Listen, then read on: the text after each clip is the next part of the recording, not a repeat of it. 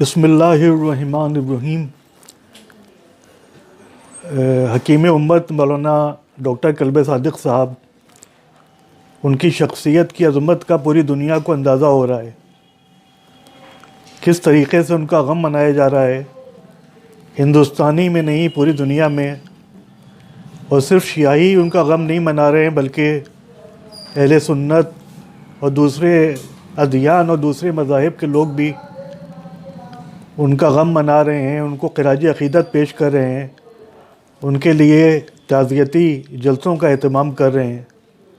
تو ظاہر ہے کہ ان کی پرکشش شخصیت، ایسے بہت سے لوگ دنیا میں آتے ہیں، چلے جاتے ہیں، ان کا ذکر بھی نہیں ہوتا، لیکن کچھ شخصیتیں ایسی ہوتی ہیں کہ جن کے دنیا سے جانے کے بعد بھی ان کی شخصیت زندہ رہتی ہے۔ ڈاکٹر کلب صادق صاحب بھی انہی عظیم شخصیتوں کے مالک ہیں، اور ایسی شخصیت کبھی کبھی پیدا ہوتی ہے۔ یہ میں نہیں کہہ رہا ہوں، بلکہ آپ حضرات دیکھ رہے ہوں گے جتنے انٹرویوز آ رہے ہیں، سب میں جو شرکاء ہیں وہ یہی بات کہہ رہے ہیں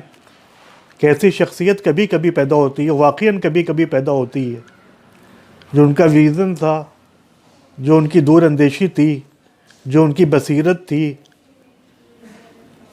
ایسے لوگ بہت کم پیدا ہوتے۔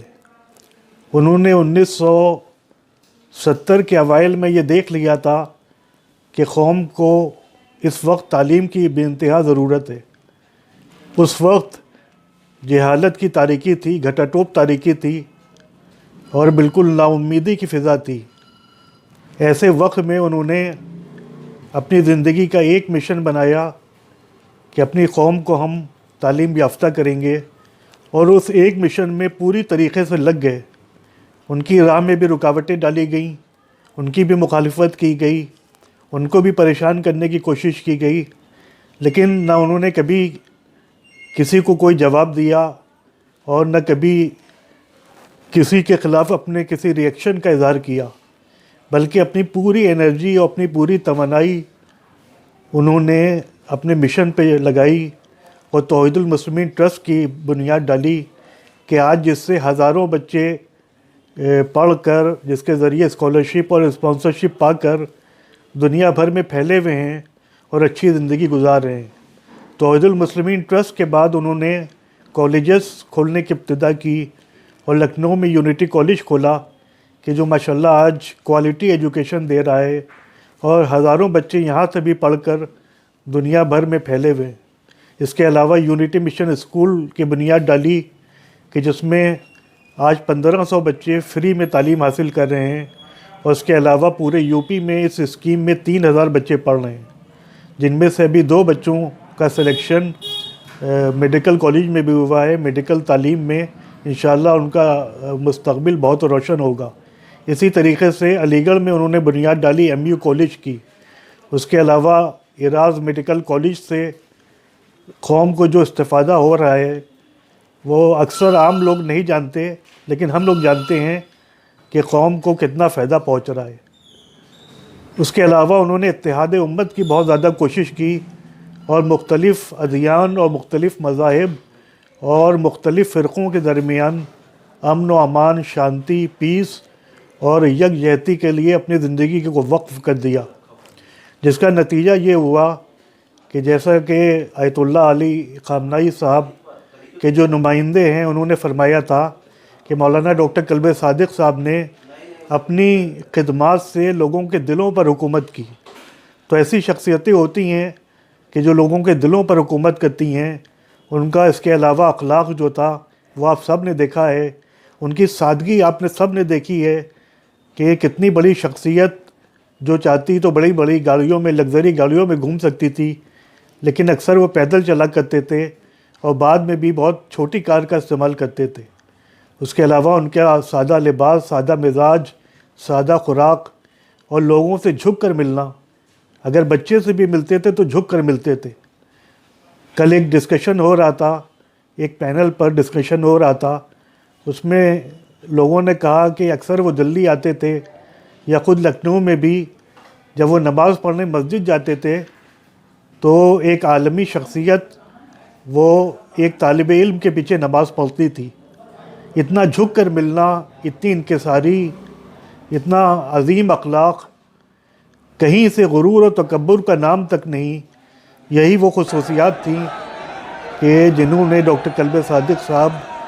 کو انتہائی مقبول اور انتہائی پاپولر اور انتہائی ہر دل عزیز بنا دیا تھا۔ اور آپ نے دیکھا کہ کورونا کے باوجود ہزاروں کی تعداد میں لوگ ان کے جنازے میں شریک ہوئے، اور فقط شریک ہی نہیں ہوئے بلکہ کس طریقے سے گریہ کر رہے تھے ان کو یاد کر کے، کس طریقے سے ان کی خدمات کو یاد کر کے رو رہے تھے، آنسو بہا رہے تھے۔ اور سب سے بڑا سوال اب یہ پیدا ہو رہا ہے کہ ڈاکٹر کلب صادق صاحب کا نعم البدل کوئی نظر نہیں آ رہا ہے۔ ظاہر ہے کہ ایسی شخصیتیں کبھی کبھی پیدا ہوتی ہیں، تو پروردگار سے ہم کو امید ہے انشاءاللہ کہ وہ پھر ایسی شخصیتیں یا ایک شخصیت پیدا کرے گا کہ جو قوم کو صحیح ڈائریکشن میں لے جا کر قوم کی رہنمائی کرے گی، قوم کی خدمت کرے گی اور قوم کو ترقی کے راستے پر لے جائے گی۔ ان کا مشن یہ تھا کہ قوم اس دنیا میں بھی ترقی حاصل کرے، کامیاب ہو، اور آخرت میں بھی کامیاب ہو۔ اسی لیے وہ دینی تعلیم کے بھی بہت حمایتی تھے، لیکن وہ یہ چاہتے تھے کہ دینی تعلیم اسی طرز پر ہو جس طریقے سے ایران کے حوزہ علمیہ میں ہو رہی ہے، کیونکہ ہمارے یہاں مدارس میں جو کوالٹی آف ایجوکیشن ہے وہ اتنا اچھا نہیں ہے۔ اس لیے انہوں نے علی گڑھ میں جو کالج قائم کیا ہے وہاں پہ دینی تعلیم کا بھی بندوبست ہے، اور وہ یہ چاہتے تھے کہ لوگ دین کی روح سے، دین کی اسپرٹ سے آشنا ہوں۔ تو ہم سب کو کا بہترین خراج عقیدت ان کو یہی ہے کہ ان کے مشن کو زندہ رکھا جائے، اور تعلیم چاہے وہ ماڈرن ایجوکیشن ہو، چاہے وہ دینی تعلیم ہو، اس کے لیے اپنے بچوں کو ہم تیار کریں ذہنی طور پر، اور ہمارے بچے دینی تعلیم سے بھی آشنا ہوں اور دنیاوی تعلیم سے بھی آشنا ہوں، وہ بزنس میں بھی بہت آگے جائیں۔ ڈاکٹر کلب صادق صاحب فرمایا کرتے تھے کہ اگر تم کسی سماج کی ضرورت بن جاؤ گے تو پھر تعصب کی دیواریں ختم ہو جاتی ہیں۔ اگر کوئی اچھا ڈاکٹر ہوتا ہے اور وہ اپنے پیشے میں مہارت رکھتا ہے تو پھر یہ نہیں دیکھا جاتا وہ ہندو ہے یا مسلمان ہے، سنی ہے یا شیعہ ہے۔ تو ہم اگر اپنے میں کمال پیدا کریں، اپنے میں ایکسیلنس پیدا کریں، تو دنیا ہم کو ہاتھوں ہاتھ لے گی۔ میں آپ کے چینل کو راہ حق چینل 110 کو بہت بہت شکریہ کہنا چاہتا ہوں، اور آپ کا شکریہ ادا کرنا چاہتا ہوں کہ آپ نے مجھے وقت دیا، اور اس پیغام کو آپ جتنے زیادہ لوگوں تک پہنچا سکتے ہیں پہنچائیں۔ انشاءاللہ اللہ آپ کو بھی سلامت رکھے، اور ہماری قوم جو ڈاکٹر صاحب کا مشن ہے اس کو سمجھے اور اس پر عمل کرنے کی اس کو توفیق ہو۔ یہ وہ شخصیت تھی کہ جیسے جیسے دن گزرتے جا رہے ہیں ان کا غم ہم تو دیکھ رہے ہیں کہ اور تازہ ہوتا جا رہا ہے۔ میرے پاس ہزاروں فون آئے ہیں کہ باہر سے، امریکہ سے، یورپ سے، خلیج سے، اور نہ جانے کہاں کہاں سے۔ ہر دل دکھا ہوا ہے، ہر آنکھ نم ہے۔ ظاہر ہے کہ یہ ان کے اخلاق کا اثر ہے، یہ ان کی انکساری کا اثر ہے، اور یہ ان کی خدمات کا اثر ہے۔ آخر میں ہم دعا کرتے ہیں کہ پروردگار عالم کلب صادق صاحب کے درجات کو بلند فرمائے اور ان کو جوار معصومین میں جگہ دے، اور ہم سب کو ان کے بتائے ہوئے راستے پر چلنے کی تلقین عطا فرمائے۔ وہ صرف کسی ایک گھر کے فرد نہیں تھے، وہ کسی ایک گھر کا سرمایہ نہیں تھے، بلکہ پوری امت کا سرمایہ تھے، پوری ملت کا سرمایہ تھے۔ بہت بہت شکریہ۔ وآخر دعوانا ان الحمدللہ رب العالمین۔ اعوذ باللہ السمیع العلیم من الشیطان الرجیم، بسم اللہ الرحمن الرحیم۔ ناظرین محترم، السلام علیکم۔ آج آپ حضرات کے سامنے میں ملک و ملت کی عظیم شخصیت عام محترم ڈاکٹر کلب صادق صاحب قبلہ کے حوالے سے چند کلمات گفتگو کرنے کے لیے آیا ہوں۔ میں ڈاکٹر کلب صادق صاحب مرحوم کے لیے بہت زیادہ کچھ نہیں کہہ سکتا، اس لیے کہ میرا کہنا بالکل اسی طریقے سے ہوگا جیسے سورج کو چراغ دکھانا۔ عام محترم کی جو شخصیت تھی وہ ظاہری بات ہے کہ ساری دنیا جانتی ہے کہ کتنی عظیم شخصیت کے مالک تھے۔ یقیناً ایسی شخصیتیں، ایسے لوگ صدیوں میں پیدا ہوتے ہیں، اور جب دنیا سے چلے جاتے ہیں تو دنیا انہیں برسوں تک یاد رکھتی ہے، اور یاد رکھنا بھی چاہیے۔ ہمارے لیے ان کی کچھ خاص باتیں ہیں، میں چاہتا ہوں کہ 2-3 باتیں جو ڈاکٹر صاحب کے اندر تھیں ان کے سلسلے سے عرض کر دوں اور ایک تعزیتی پیغام ملک و ملت تک پہنچاؤں۔ مومنین، میں اس چینل رائے حق 110 کی جانب سے اور اس چینل کی پوری ٹیم کی جانب سے مرحوم ڈاکٹر قلبی صادق صاحب کے فرزند اور ان کے دیگر متعلقین کو تعزیت دینا چاہوں گا، اور صرف اتنا کہنا چاہوں گا کہ اس عظیم سانحے پر ملک و ملت آپ کے ساتھ ہے، پوری قوم آپ کے ساتھ ہے، بلا تفریق مذہب و ملت ہر فرد آپ کے ساتھ ہے، اور جو ڈاکٹر صاحب کا مشن تھا، قلبی صادق صاحب کا مشن، اس میں ہم سب آپ کے شریک ہیں۔ یہ چینل رائے حق 110 اور اس سے متعلق جو تنظیم ہے Maulana Syed Sadiq socio educational and welfare foundation, اس کا بھی مشن یہی ہے کہ ڈاکٹر قلبی صادق صاحب کے مشن کو جس طریقے سے اور افراد آگے بڑھانے کی کوشش کر رہے ہیں، ہم سب بھی آگے بڑھانے کی کوشش کریں، اور اگر خدا نے ہمیں توفیق دی تو انشاءاللہ ہم اس مشن کو بہترین طریقے سے آگے بڑھائیں گے۔ تعلیمی اور تربیتی مشن، ایک درس جو ہمارے اور آپ کے لیے جو ان کی گفتگو میں رہا، اور جو کچھ انہوں نے بیان کیا، جو کچھ انہوں نے دنیا سے کہا بتایا، اس کو میں اپنے نوجوانوں کے لیے ان کی جو تقاریر، ان کی جو تحریریں ہیں، ان کے جو کلمات ہیں، ان میں سے 2-3 باتیں آپ کے سامنے عرض کروں گا، اور اپنا نوجوانوں سے خاص طور سے یہ بات کہوں گا کہ وہ ان کی جو گفتگو ہے، ان کے جو کلمات ہیں، ان کو ذہن میں رکھیں اور اسے مشعل راہ بنا کر آگے بڑھیں۔ مرحوم ڈاکٹر قلبی صادق صاحب کا خاص کہنا نوجوانوں کے لیے خاص طور سے یہ کہ ہمیں علم حاصل کرنا چاہیے۔ ان کی 2 باتیں بہت اہم ہیں، ایک تو یہ کہ ہم علم حاصل کریں، اور علم حاصل کرنے کے ساتھ وقت کے پابند رہیں۔ ڈاکٹر صاحب نے بھی اپنی پوری زندگی میں وقت کی پابندی کا بڑا خیال رکھا۔ مرحوم ڈاکٹر قلبی صادق صاحب ہمارے اور آپ کے لیے ایک مثالی شخصیت ہیں اور رہیں گے۔ یقیناً صدیوں میں ایسی شخصیتیں پیدا ہوتی ہیں، میں نے زیادہ تر ان کی جو تقاریر سنی اور جو ان کی تحریریں دیکھیں اور جو ان سے ملاقات، بہت ہی مختصر ملاقاتیں ہوئیں، ان میں نے اپنے بچپن سے بھی دیکھا کہ ہمیشہ بہت ہی خوش اخلاقی سے ملے، مسکرا کر ملے، جب بھی ملے مسکراتے ہوئے، اور ہمیشہ اپنے الفاظ، اپنے کلمات میں ایک پیغام دنیا کو دیا، دنیا کو بتایا کہ دیکھو کیسے زندگی گزارنا ہے۔ عالم دین ہونا چاہیے، اور ان کو علماء سے محبت تھی، عالم دین سے انہیں محبت تھی۔ جو عالم دین ہے، جو علماء ہیں، جو مراجع ہیں، جو علم سے رغبت رکھنے والے ہیں، ان سے ڈاکٹر قلبی صادق صاحب مرحوم ہمیشہ محبت کرتے تھے، اور انہوں نے ہمیشہ ایک خواہش کی، میں نے ان کی کسی تقریر یا تحریر میں دیکھا یا سنا کہ ان کی خواہش تھی کہ کم سے کم میں 100 اسکول کھولوں۔ اب ظاہری بات ہے کہ 100 اسکول کھولنا ایک بہت بڑا مشن ہے، لیکن یہ ان کا پیغام ہے۔ اگر دنیا میں کوئی اس چیز پر عمل کرنے کے لیے آمادہ ہو تو میں سمجھتا ہوں اگر ایک شخص نہیں، کئی شخصیتیں مل کر کام کریں تو کئی برس لگ جائیں گے، اور اس کے بعد جا کر وہ کئی اسکول کھولیں گے۔ لیکن اسکول کھولنا مقصد نہیں ہے، مقصد یہ کہ اس انسٹیٹیوٹ، اس ادارے سے ہم کتنا دین کی ترویج، دین کے اشاعت کر رہے ہیں، اور کتنا دنیا کے اندر انسانیت کو بڑھاوا دے رہے ہیں۔ آج ہر انسٹیٹیوشن، ہر مدرسہ، اسکول، کالج ذاتی پراپرٹی بنتا جا رہا ہے۔ ہم اور آپ اپنے مفاد کے لیے کام کر رہے ہیں، نتیجتاً جو ادارے ہیں وہ محدود ہوتے جا رہے ہیں، اور وہ ورثے میں، وراثتاً لوگوں کے پاس آ گئے ہیں، تو ان کا مقصد جو ہے، وہ ان کا ہدف وہ ختم ہوتا جا رہا ہے۔ ہمیں اپنے مقصد اور ہدف کو یاد رکھنا چاہیے کہ جو ادارہ ہم نے قائم کیا ہے، جو انسٹیٹیوٹ ہم نے کھولا ہے، جو مدرسہ ہے، جو اسکول ہے، وہ عوام کے لیے، تو ہمیں اس بات کا خیال رکھنا چاہیے کہ مرحوم ڈاکٹر قلبی صادق صاحب نے جو پیغامات دیے ہیں عوام کی فلاح، دین کی بقا کے لیے، ملت کی فلاح کے لیے، انسانیت کی بقا کے لیے ہونا چاہیے۔ میرے جد آیت اللہ سرکار نجم اللہ تابہ سرا، جو میرے دادا کے دادا تھے، ان کا ایک مشن تھا کہ انہوں نے دین کے لیے کام کیا، دین کی ترویج و اشاعت کے لیے، دین کی نشر و اشاعت کے لیے کام کیا، اور آج بھی ان کے قائم کیے ہوئے ادارے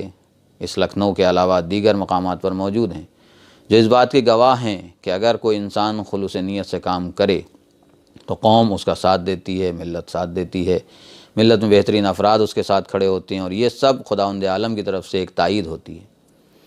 توفیق ہوتی ہے۔ بغیر تائید اور توفیق کے خداوند عالم کی کوئی انسان آگے نہیں بڑھ سکتا، لیکن اس کے لیے شرط یہ ہے کہ ہماری نیت صاف ہونا چاہیے، ہماری کوشش ایسی ہونا چاہیے کہ ہماری نیت بالکل صاف،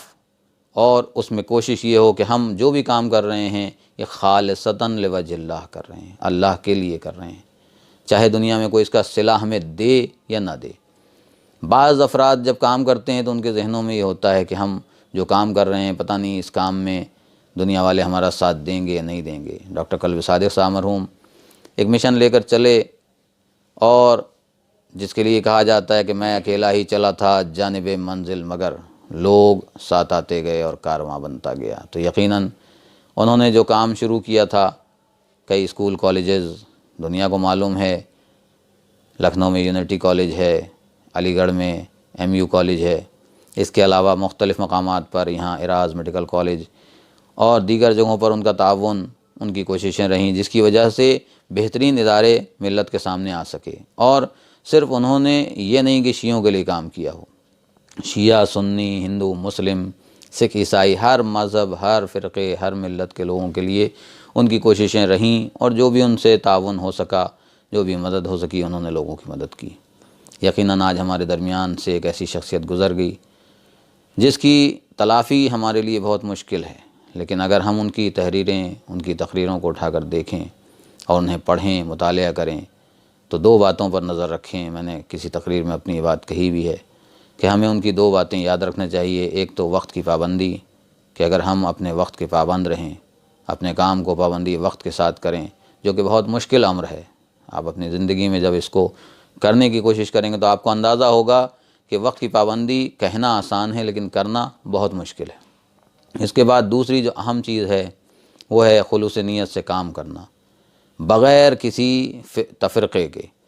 یعنی بلا تفریق مذہب و ملت۔ جب آپ کام کرتے ہیں تو آپ کے ذہن میں فوراً تصور پیدا ہو جاتا ہے کہ اس سے میرے اپنوں کو کتنا فائدہ ہوگا،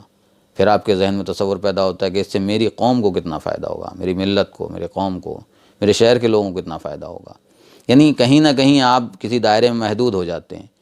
لیکن دائرے سے باہر آ کر، یعنی ایک دائرہ ایسا کہ جس میں سب آ جاتے ہوں، چاہے آپ کے گھر والے ہوں، چاہے کسی غیر کے گھر والے ہوں، چاہے اس ملک کے لوگ ہوں، چاہے اس ملک کے لوگ ہوں، چاہے اس ملت کے لوگ ہوں، چاہے اس ملت کے لوگ ہوں، چاہے اس قوم کے لوگ ہوں، چاہے اس قوم کے لوگ ہوں، یعنی بلا تفریق مذہب و ملت کسی بھی کام کو کرنا، یہ بہت مشکل امر ہے۔ لیکن اگر کوشش کی جائے تو آپ ایسے کاموں کو انجام دے سکتے ہیں کہ جس میں ہندو اور مسلم، سکھ، عیسائی، غریب اور امیر، اپنا اور پرایا، سب کو فائدہ حاصل ہو۔